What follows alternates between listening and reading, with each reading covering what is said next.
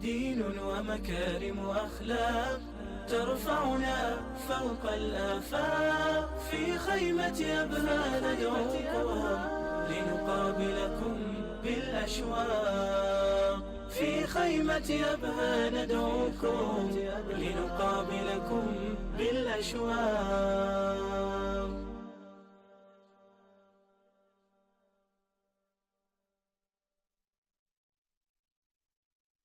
بسم الله الرحمن الرحيم. الحمد لله رب العالمين، وصلى الله وسلم وبارك على نبينا محمد وعلى آله وأصحابه وأتباعه إلى يوم الدين. أما بعد، فإن هذه الفرصة عزيزة علي، وأنا في غاية السرور حينما ألتقي بالإخوة الفضلاء في هذا المنشط المهم في أبها، وحينما نطلع على هذه البرامج المتميزة. شكرا لهم جميعا، شكرا للمكتب التعاوني في أبها على جهوده، وشكرا لفرع وزارة الشؤون الإسلامية والدعوة والإرشاد على جهودها، وشكرا للأخ الكريم أحمد بن فهد القحطاني الذي دعاني للمشاركة في هذه المناسبة وتابع معي في هذا الأمر. وأشكر أخي الكريم الدكتور عبد الله بوعشي على تقدمته وثنائه الذي كنت أود ألا يتطرق إليه، لكنه كعادته يتكلم بما يرغب. هذه مناسبة أعتقد أنها مهمة، لأن اختيار الموضوع وهو موضوع الشباب والمستقبل ليكون محل البحث والنقاش لا شك أن له أهمية، وهي ليست محاضرة ولكنها مجال يتاح فيها التعليق والنقاش وإبداء الرأي فيما يتصل بشبابنا ورسالتهم ومستقبلهم. ولذلك سأركز على كلمات محدودة، ثم تتاح الفرصة لمن يرغب أن يعلق أو يبدي رأي أو يوجه بعض الاستفسارات. أولاً، أهمية هذا الموضوع. لا شك أن الشباب هم المستقبل، وأي مجتمع لا يعنى بشبابه ولا يهتم بشبابه لا شك أن مستقبله غير ناجح. ومن هنا علينا أن نهتم بالشباب. ودولتنا المباركة المملكة العربية السعودية بقيادة خادم الحرمين الشريفين وسمو ولي عهده الأمين الأمير محمد بن سلمان بن عبد العزيز حريصة كل الحرص على الشباب، على المستويات الرسمية وعلى المستويات غير الرسمية. كذلك المؤسسات والجمعيات والشخصيات التي تهتم بأمر الوطن واستقراره وأمنه ومستقبله لا شك أنها تعتني بالشباب. ولذلك لابد أن نركز في هذا اللقاء على الشباب وعلى قضايا خاصة فيما ينبغي أن يعنى به الشاب. طبعا المسؤولية في إعداد الشباب للمستقبل هي على عدة جهات، بداية على الأسرة، على مؤسسات التربية والتعليم، على مؤسسات الإعلام، على المؤسسات الثقافية. كل هذه المؤسسات رسمية أو غير رسمية عليها مسؤولية تجاه الشباب. طبعا هي كبيرة على الشباب بدءا من مرحلة التميز والبلوغ وما بعدها، وبخاصة ما يسمى بمرحلة المراهقة، وأهمية العناية بها وإيجاد برامج تناسبها، سواء كانت في المراحل الدراسية في التعليم أو حتى في المناشط غير التعليمية.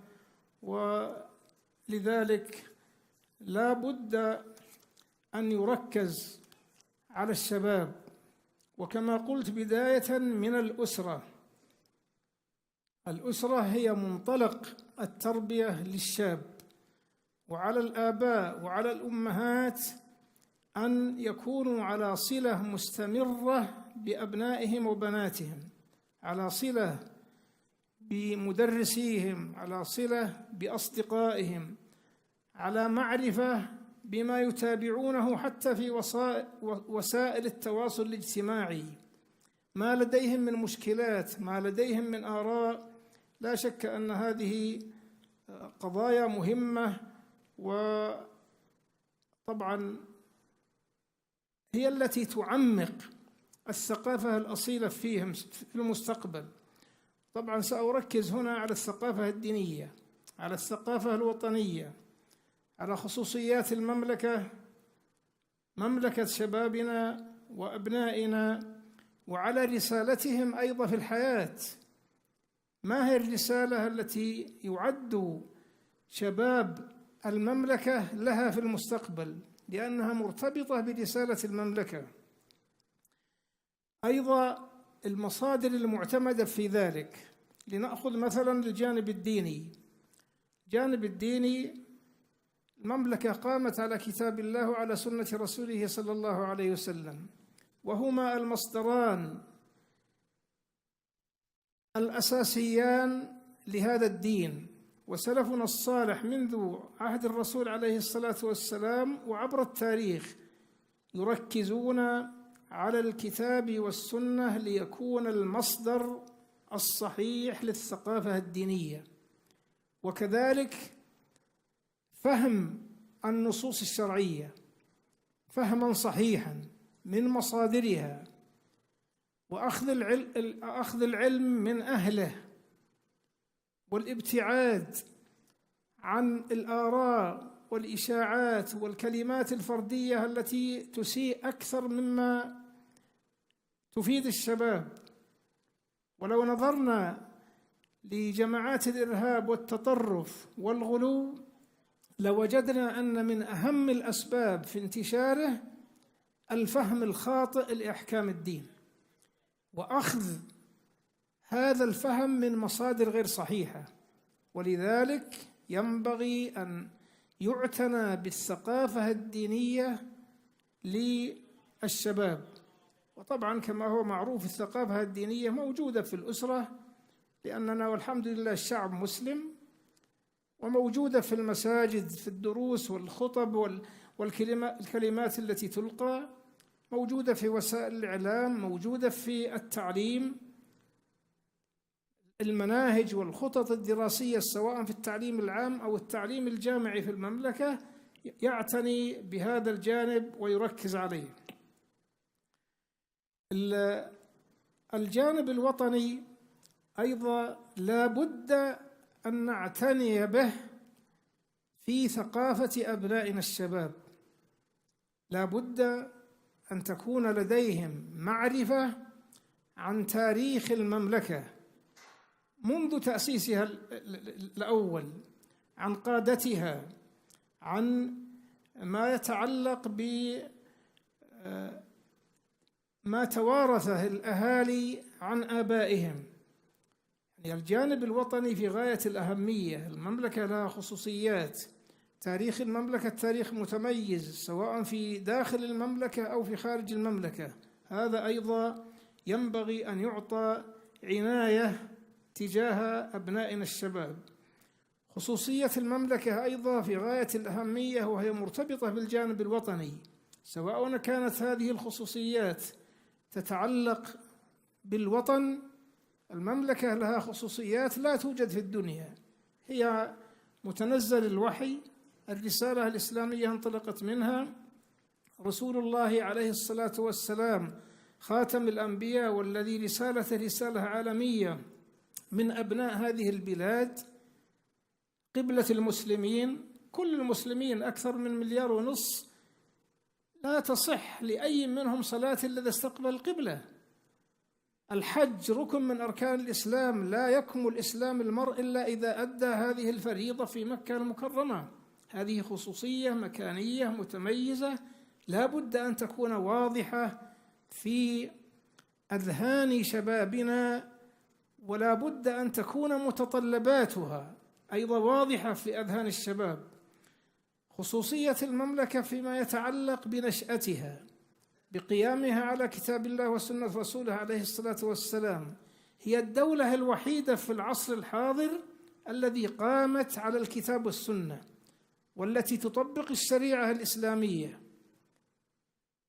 في النظام الأساسي للحكم نص على أن دستور المملكة الكتاب والسنة، وأن أي قرار أو تصرف يتعارض مع كتاب الله ومع سنة رسوله ومع الشريعة الإسلامية لا اعتبار له.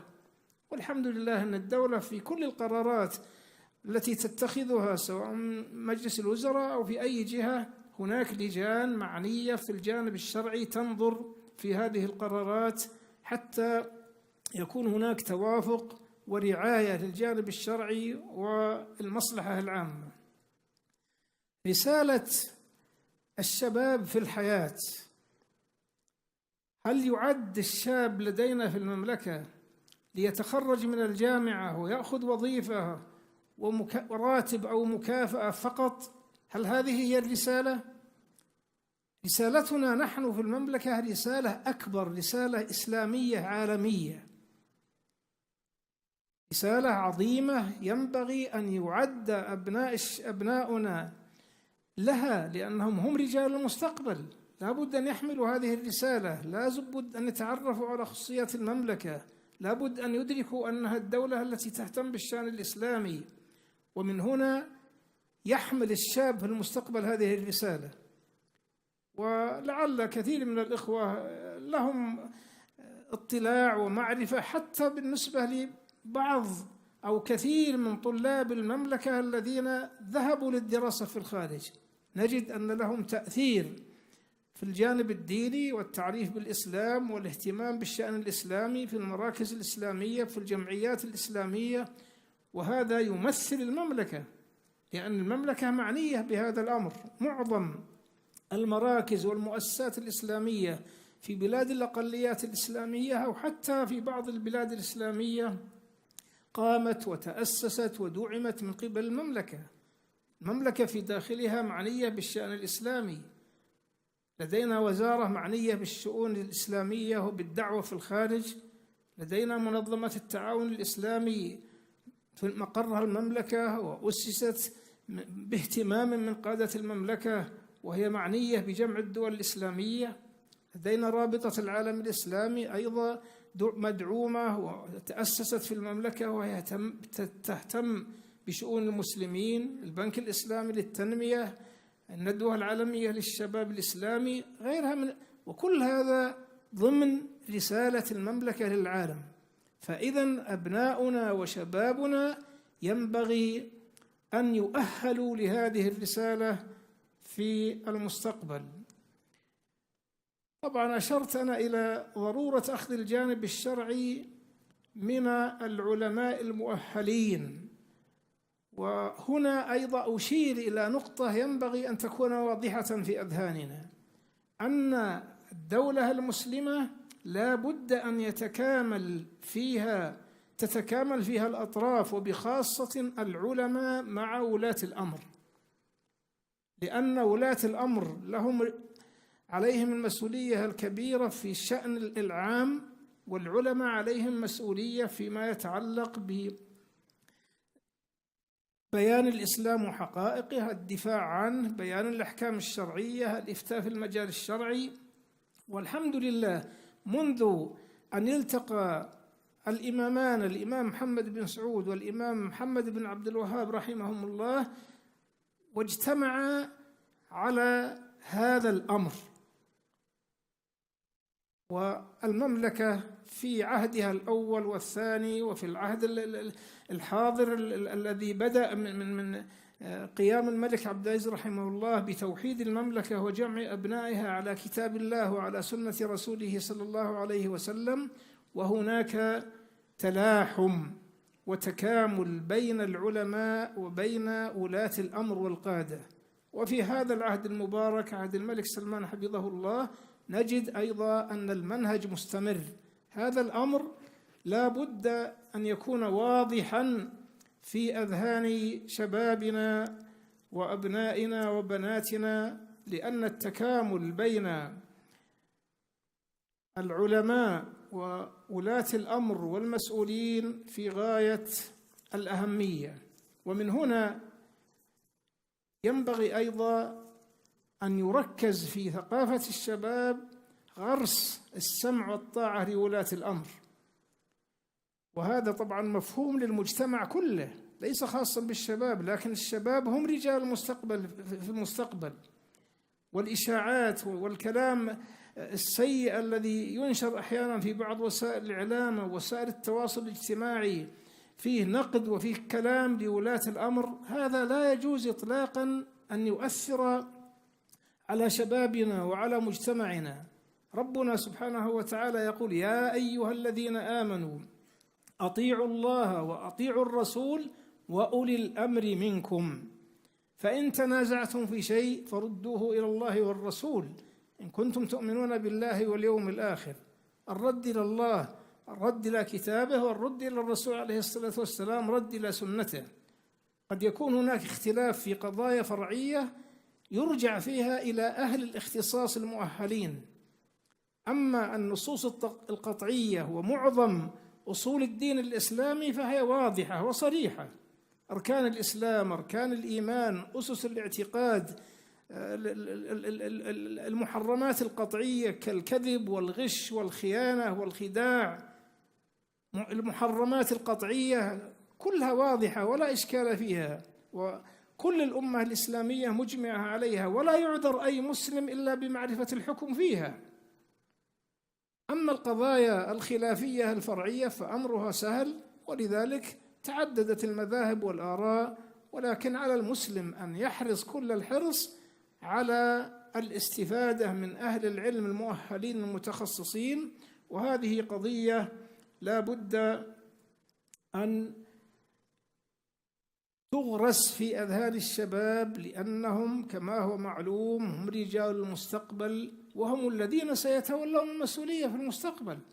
تجد الآن شاب صغير في 10 سنين أو أقل أو أكثر، ربما بعد 20 سنة أو 30 سنة يكون مسؤول، قد يكون وزير، وقد يكون رئيس جمعية، رئيس مؤسسة.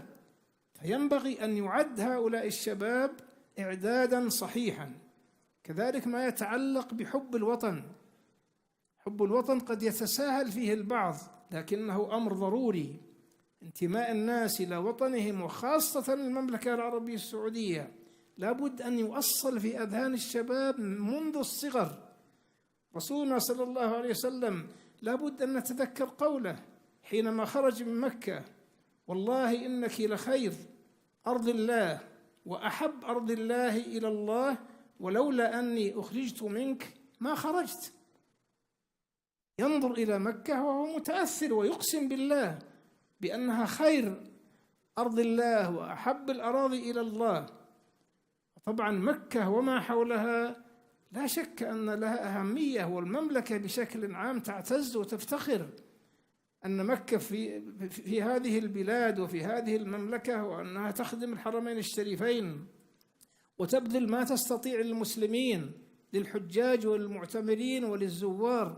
هذه رسالة عظيمة.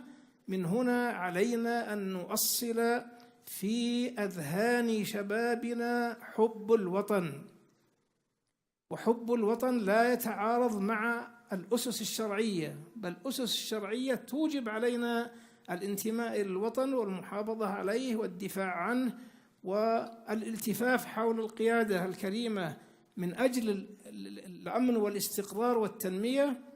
لأن إذا لم يكن هناك استقرار وأمن وتكامل المسؤولية لا يتحقق للناس تنمية، حتى الشأن الديني يضعف. ننظر الدول التي أصيبت بالفتن والاضطرابات، نسأل الله العافية، خرج معظم أبنائها عنها وتركوها، وكل الإنجازات التي عملت في عشرات السنين دمرت. ومن أعظم الأسباب فيها التفرق والخلاف والنزاع والنظر للمصالح الشخصية قبل الشأن العام والمصلحة العامة. إذن هذا الأمر ينبغي أن يركز ويغرس في أذهان الشباب. وكذلك ما يتعلق بغرس اجتماع الكلمة ووحدة الوطن في نفوس الشباب، الحذر من الإفرازات العرقية الفئوية الطائفية.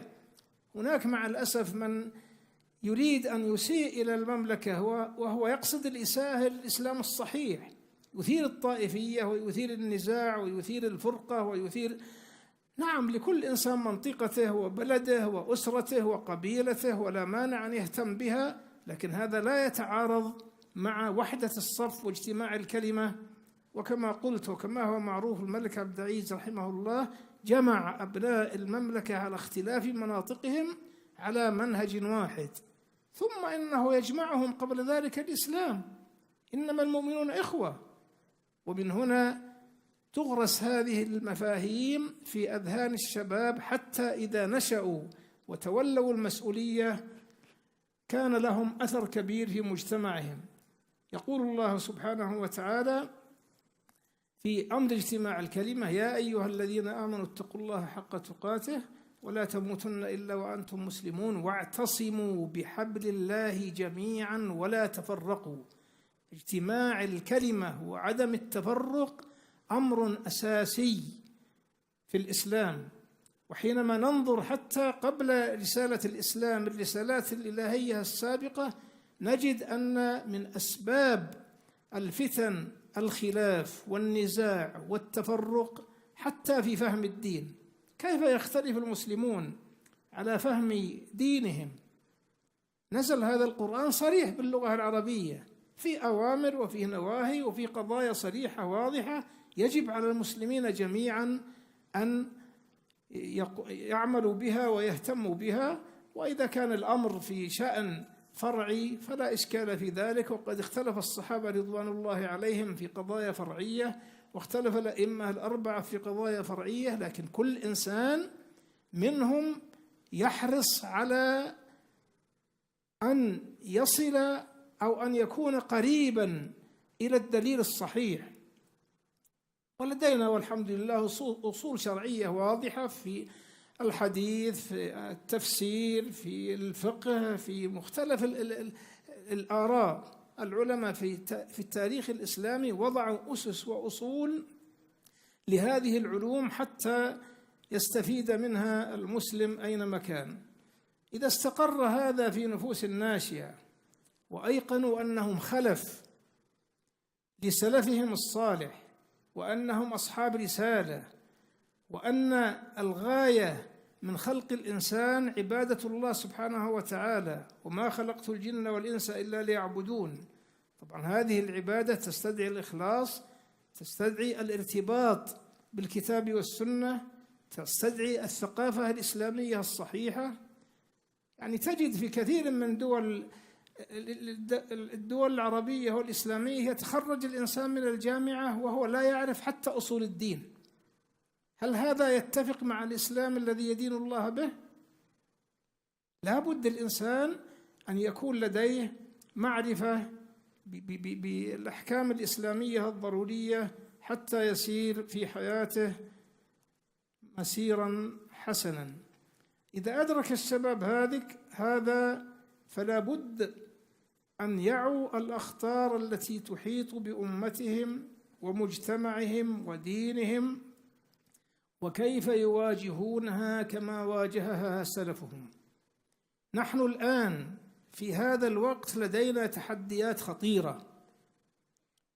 هذه التحديات انتشرت في كثير من دول العالم الإسلامي والعربي، لا بد أن نعيها نحن في المملكة، وأيضا ندرك أننا مستهدفون، وأن استهداف المملكة ليس لذات المملكة ولكنه استهداف للإسلام الصحيح. لأن المملكة قامت على منهج صحيح وتطبق الإسلام الصحيح كما كان عليه السلف الصالح. ومن هنا نجد مع الأسف النشاط الطائفي الإيراني، الجماعات المتطرفة، الإرهاب المدعوم من أعداء الإسلام يستهدفون الحق ويريدون إثارة الفتن في المجتمعات. نحن في المملكة إن شاء الله بإذن الله لن يصلوا إلى أهدافهم. المملكة قامت على الحق ومستمرة على المنهج الصحيح، لكن علينا أن نعمق في أذهان شبابنا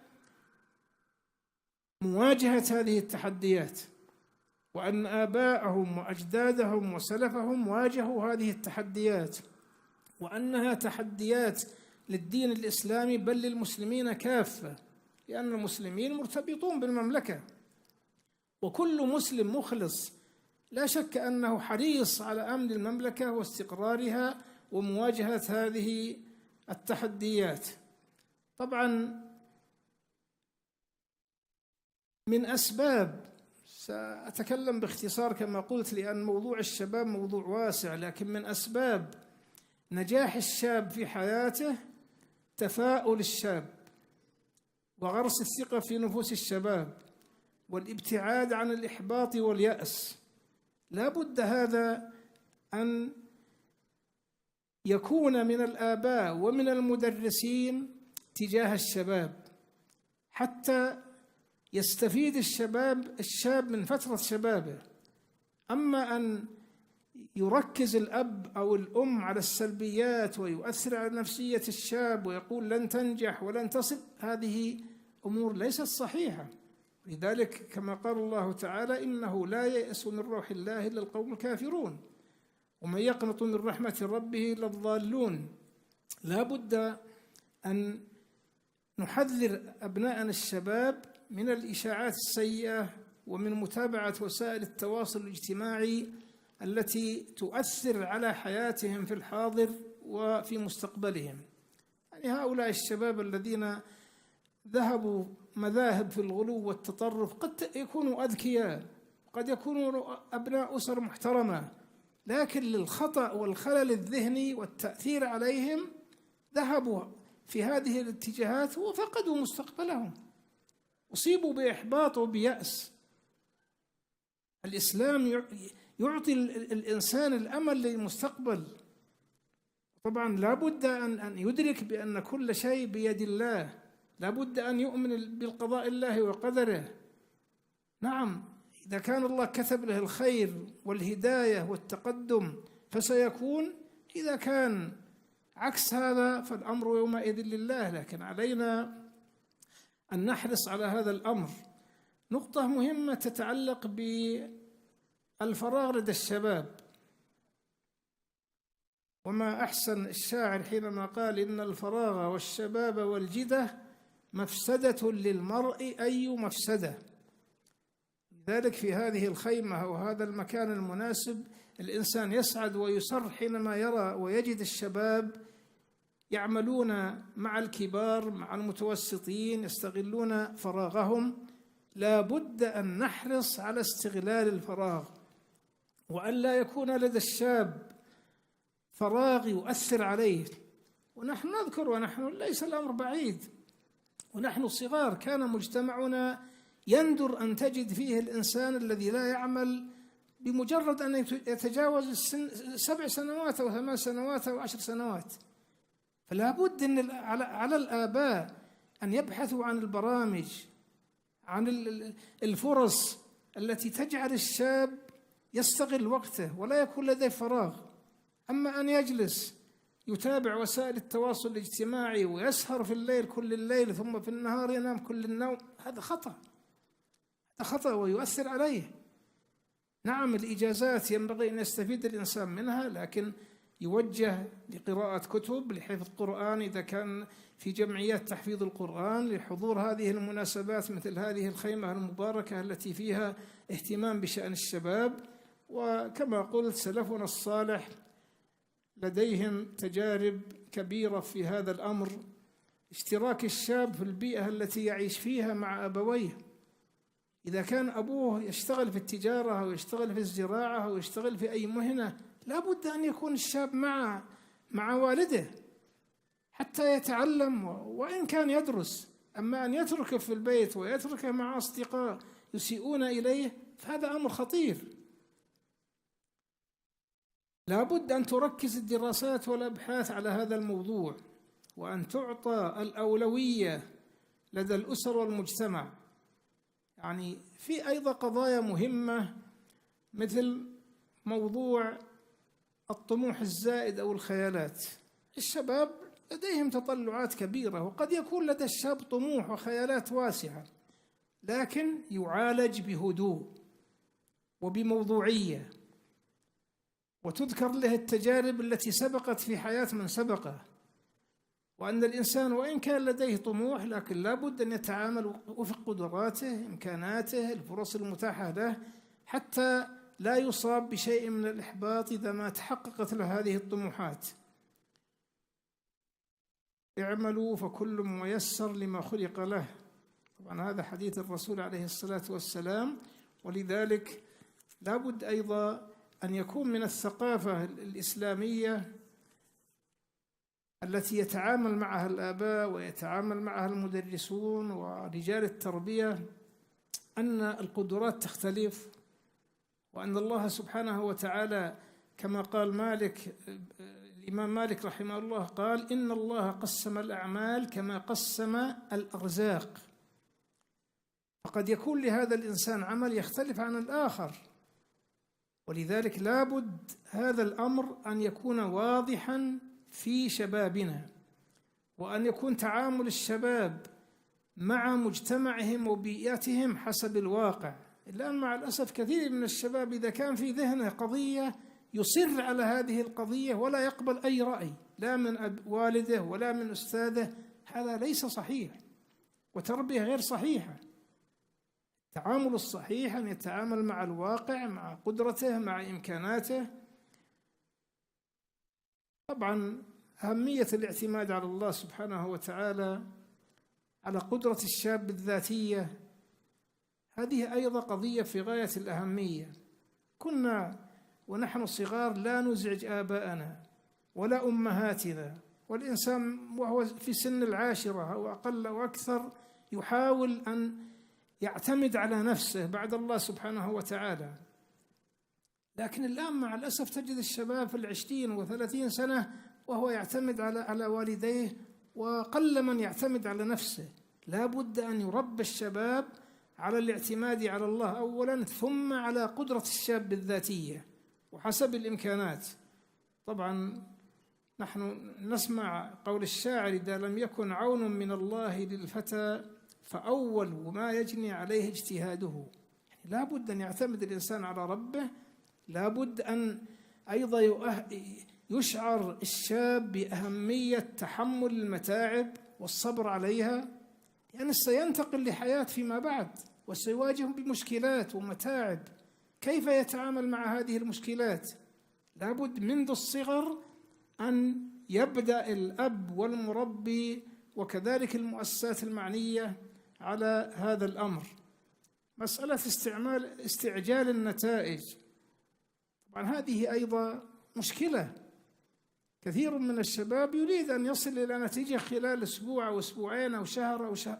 طبعا هذه لا بد أن يتعامل معهم بهدوء، وأن هذه النتائج تحتاج إلى وقت وإلى صبر وإلى تعامل معها حسب الواقع.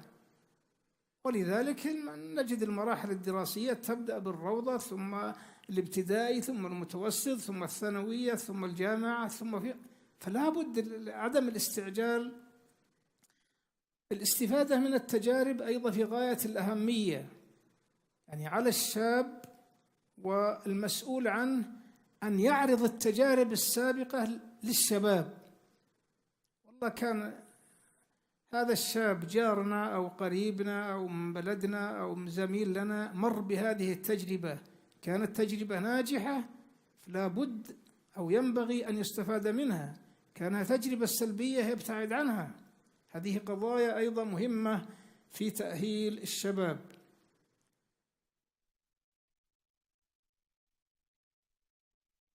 طبعا مسألة الأخطاء التي قد يقع فيها الشباب، نعم يهتم بها الأب ويهتم بها المربي، لكن لا يجوز أن يقف عندها وأن يجعلها هي الأساس وأن يكررها كثيرا على الشاب. هذا يؤثر عليه نفسيا ويؤثر عليه اجتماعيا. ينبغي أن يقال إن الإنسان معرض للخطأ سواء كان كبير وصغير، مررت بهذه التجربة وأخطأت، لكن الطريق الصحيح هو كذا، وبإذن الله ستصل إلى نتائج إيجابية وتتجاوز هذه المشكلة. لكن التركيز على الأخطاء ليس مناسبا. طبعا رسولنا صلى الله عليه وسلم يقول: لا يلدغ المؤمن من جحر واحد مرتين. طبعا هذا يعني أن الإنسان إذا وقع في خطأ يحاول ما استطاع أن يستفيد من هذه التجربة الخاطئة، في أن لا يكررها، في أن يحذر منها. طبعا مسألة الكسل هذا يعني لابد أن نحذر شبابنا منه، وأن نبدأ نحن نكون قدوة لهم. كسل من أخطر الأمور في حياة البشرية عموما وبالذات المسلمين. رسولنا صلى الله عليه وسلم يقول في دعائه: اللهم إني أعوذ بك من العجز والكسل. أما أن يجلس الشاب ساعات دون عمل، يكون لديه الكسل ويهتم بمظهره وبشكله دون أن يكون لديه عمل وحركة ونشاط، هذا طبعا يؤثر على المستقبل ويؤثر على المجتمع فيما بعد. لكن حينما يرى الشاب والده أو أخاه أو أي إنسان ممن حوله، أو يرى أخيه طبعا على وضع متميز يتأثر به. كنا في الماضي ولا بد أن الإخوة يدركون هذا، بعد صلاة الفجر يندر أن تجد أحد ينام بعد صلاة الفجر، كل الناس يتجهون إلى أعمالهم. نعم ينامون في الليل ويقومون لقيام الليل في آخر الليل، ويذهبون للمسجد في وقت مبكر، يتعاملون مع أي مشكلة تواجههم. لكن أن يكون لدى الإنسان كسل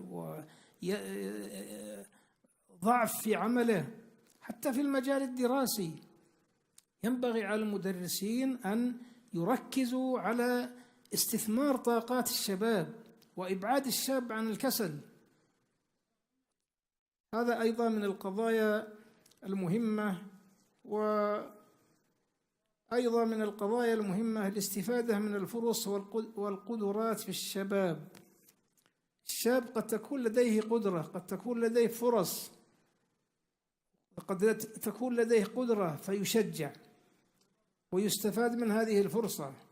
طبعا المتنبي يقول في شعره: ولم أرى في عيوب الناس عيبا كنقص القادرين على التمام. لذلك حينما تجد ابنك ذكي ولديه قدرة ثم لا ينجح في دراسته، هذه مشكلة. القدرات التي لديه لم تستثمر. ما السبب؟ قد يكون صديق سيء، قد يكون مدرس أيضا أحدث لديه عقدة من العقد. لابد أن يكون هناك تواصل بين الآباء والمدرسين فيما يتعلق بهذا الأمر. أؤكد على أهمية فترة الشباب وأنها في غاية الأهمية. ولو درسنا أو قرأنا السيرة النبوية لوجدنا أن أعدادا هائلة من المسلمين في الحروب وفي قيادة المعارك وفي غيرها من الشباب. بل حتى أثناء الغزوات يأتي الشاب وهو أقل من 15 يريد أن يذهب للجهاد في سبيل الله ولا يمكن لأنه لم يصل إلى الوقت المناسب. فإذا فترة الشباب في غاية الأهمية. ورسولنا عليه الصلاة والسلام كما قال: اغتنم 5 قبل 5، شبابك قبل هرمك، وصحتك قبل سقمك، وبقية الأشياء التي ذكرها. لكن الشباب ينبغي أن يستغل وأن يدرك أنه فرصة لا تعود للإنسان، في قدرة الإنسان وطاقته. طبعا معروف أن الرسول عليه الصلاة والسلام أكد أيضا أن الإنسان في يوم القيامة يسأل عن شبابه فيما أبلاه، وأن من السبعة الذين يظلهم الله في ظله يوم لا ظل إلا ظل الشاب نشأ في طاعة الله. هذا يؤكد على أهمية الشباب، وأن الشباب فترة متميزة. من القضايا المهمة ما يتعلق بزواج الشباب. هل نتابع الدراسات والإحصائيات في تأخر الآن الناس عن السن المناسبة للزواج؟ كنا في الماضي يندر أن تجد إنسان يتجاوز 18 أو 20 إلا وهو متزوج، ويندر أن تتجاوز المرأة هذا السن إلا وهي متزوجة. الآن 30 و40 ويجلس الشاب تفوت عليه الفرص. ولذلك لابد هذا الأمر أن يعاد النظر فيه، وأن يحرص الأب والأم على إتاحة الفرصة لزواج الابن ولزواج البنت حتى يستفيدوا من طاقتهم وشبابهم وقدراتهم، يبدأوا في تحمل المسؤولية في وقت مبكر. هذه القضايا أعتقد أنها في غاية الأهمية، وأن الشباب نحن في المملكة العربية السعودية وفي غيرها، لكن نحن نؤكد على هذه البلد التي لها رسالة ينبغي أن يعطوا الأولوية. وكما قلت في مقدمة هذه الكلمة، المملكة تهتم بالشباب، لدينا جهة رسمية مختصة بالشباب، والجامعات معنية بالشباب، وزارة التعليم معنية بالشباب، المؤسسات الأخرى. لكن مع ذلك لا بد أن نضاعف الجهد، ولا بد أن ننظر فيما جد من أحداث ووقائع، وأن التقلبات العالمية والمشكلات العالمية، وخاصة العولمة التي تؤثر على ثقافة الشباب. أصبح كثير من الآراء والثقافات الأجنبية تأتي للشاب ويتأثر بها.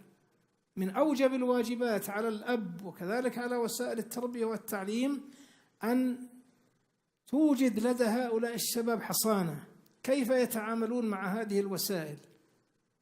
إذا كانت أشياء إيجابية يأخذ بها ويستفيد منها، أما إذا كانت سلبية فيبتعد عنها.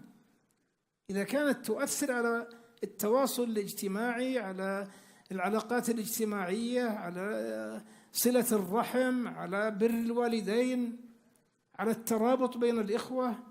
الآن نجد مع الأسف في البيت الواحد كل إنسان شاب معه جهازه في غرفته، ويترك إخوانه ويترك أسرته وما إلى ذلك، ويتابع ما يأتي في هذه الأجهزة.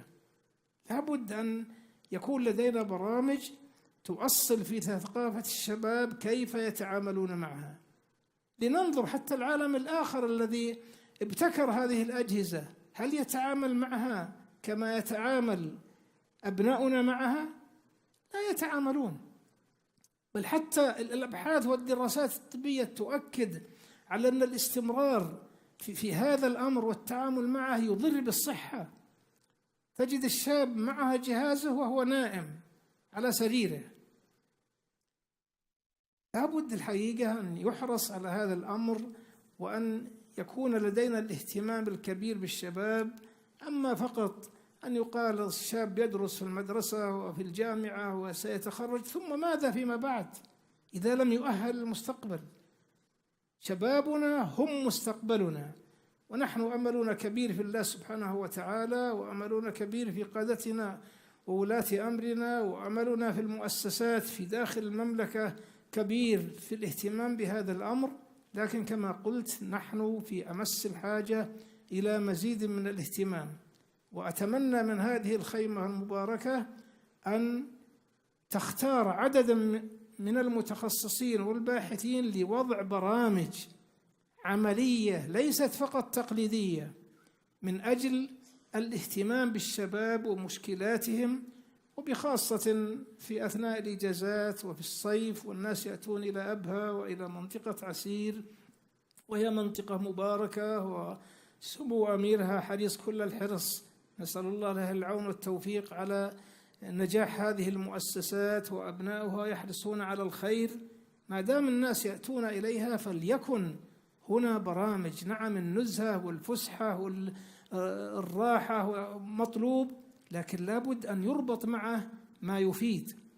وحينما مررنا قبل الصلاة على بعض البرامج الموجودة نجد والحمد لله اهتمام بهذا الأمر، لكن على المسؤولين عن هذا النشاط أو هذه الخيمة، ولعلها تكون أكثر من خيمة، ما لا يكتفى بخيمة واحدة، يكون لديها برامج واسعة وتختار متخصصين في الدراسات، في الأبحاث التي تهتم بالشباب وتركز عليهم، وأيضا وسائل التواصل الاجتماعي، كيف تنقل هذه البرامج عبر الوسائل حتى تتابع من قبل الشباب. مرة أخرى أكرر شكري للإخوة الذين أتاحوا لي هذه الفرصة، وأسأل الله سبحانه وتعالى أن يوفقنا لما يحبه ويرضاه، وأن يحمي وطننا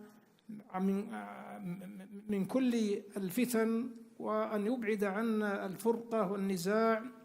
ولا شك أننا كما قلت في أمس الحاجة إلى التذكير بهذه الأمور.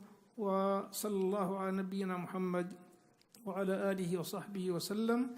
أتمنى من الإخوة أن نستمع تعليقات أو استفسارات أيضا أستفيد منها أنا ويستفيد الإخوة الحاضرون. وصلى الله على نبينا محمد وعلى آله وصحبه وسلم. علي الشيخ الوالد، واستفسار بسيط عن كيفية التعامل مع وسائل التواصل الاجتماعي، خاصة أننا كنا نملك التحكم في جهاز الاستقبال الذي يسمى الريسيفر في المنزل، ونستطيع أن نفصل في وقت معين بحيث أنه لا يستخدم إلا في أوقات محدودة. ولكن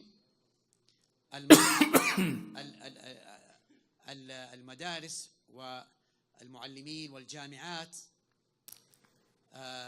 أصبحوا يتعاملون مع الواجبات والاختبارات للطلبة والطالبات عبر هذه الأجهزة ولا الكمبيوترات المحمولة، فلا تستطيع أن تفرض وقت معين بحجة أن هناك اختبار في الوقت المعين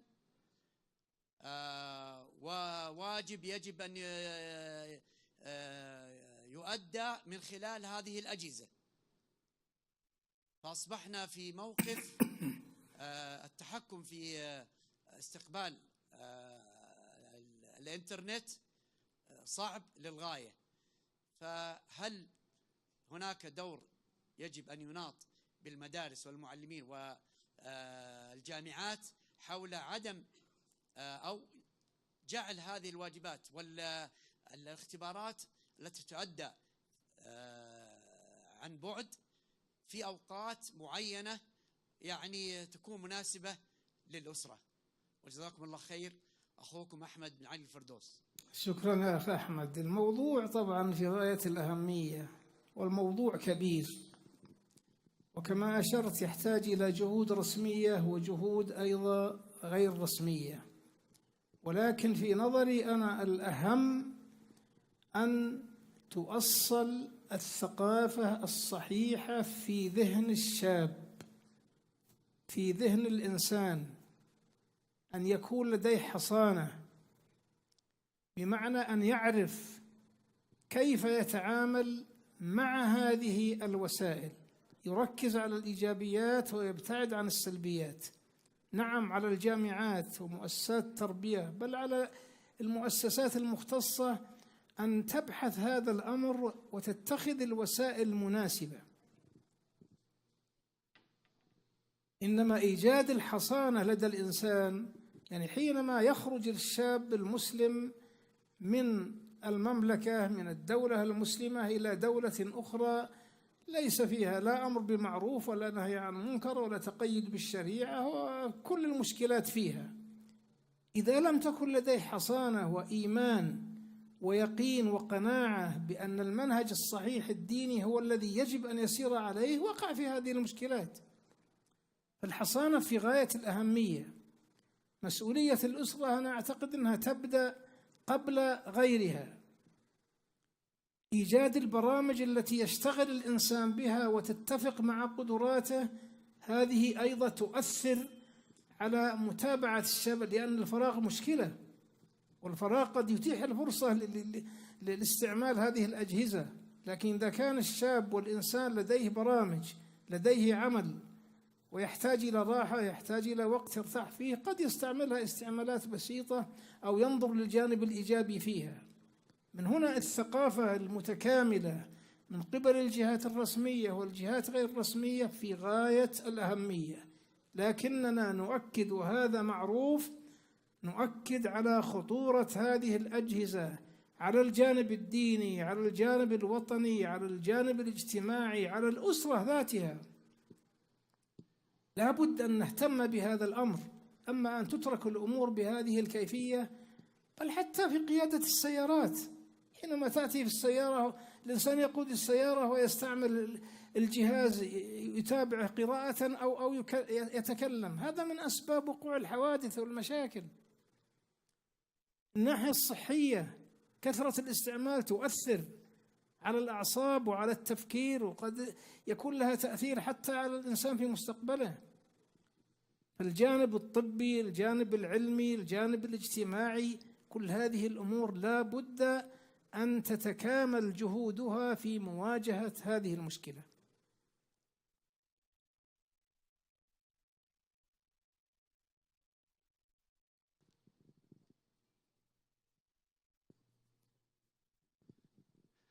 حيا الله معاليكم وجزاكم الله خير على هذه المحاضرة القيمة. معالي الدكتور عبد الله، كان من ضمن التركيز معاليكم الخصوصية لهذه البلاد المباركة التي نسأل الله أن يحميها وأن يحمي ولاة أمرنا وأن يهيئ لهم البطانة الصالحة الناصحة.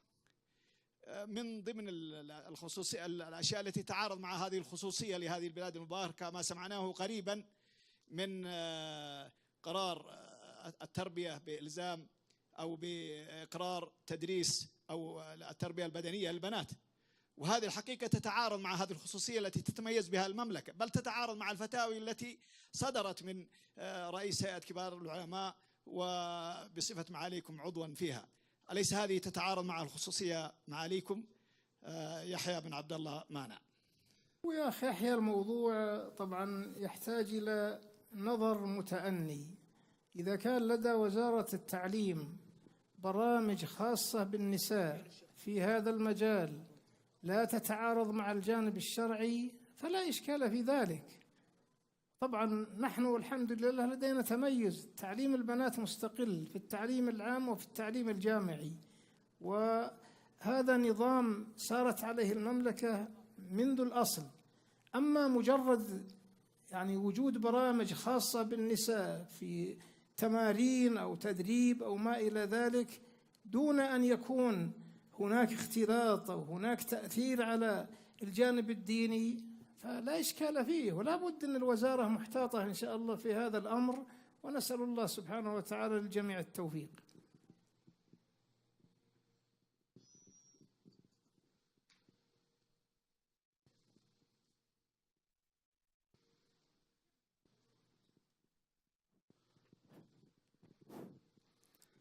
إلى هنا نشكر الشيخ على ما تقدم به من كلمات ومن محاضرة جليلة، نسأل الله أن يكتب له الأجر ونشكره جزيل الشكر.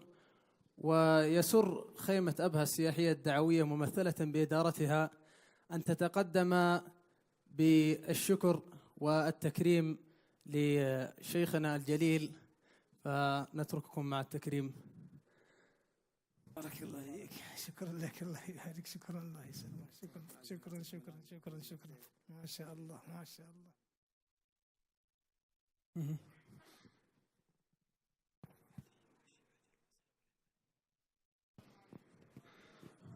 أتمنى من الشيخ عبد الله أبو عشي، الشيخ حجر، تفضلون.